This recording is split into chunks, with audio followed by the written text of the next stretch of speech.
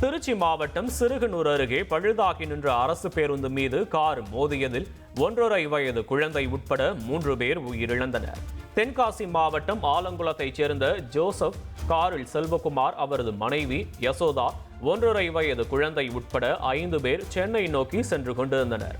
திருச்சி மாவட்டம் சிறுகனூர் அருகே சென்றபோது சாலையில் பழுதாகி நின்ற அரசு பேருந்தின் பின்னால் கார் மோதியதில் யசோதா, அவரது குழந்தை மற்றும் விஜயபாபு ஆகிய 3 பேர் உயிரிழந்தனர். அரசு பேருந்து பழுதாகி நின்றதற்கான எச்சரிக்கை பலகை ஏதும் வைக்காமல் ஓட்டுநர் அலட்சியமாக இருந்ததே விபத்திற்கு காரணம் என கூறப்படுகிறது. தமிழக கேரள எல்லையில் காவல்துறையினர் 22 லட்சம் ரூபாய் பறிமுதல் செய்துள்ளனர். கோவை எட்டிமடையில் போலீசாரின் வழக்கமான சோதனையின் போது கேரள கார் ஒன்றை சோதனை செய்துள்ளனர். அப்போது காரில் 22 லட்சம் ரூபாய் பணம் இருந்துள்ளது.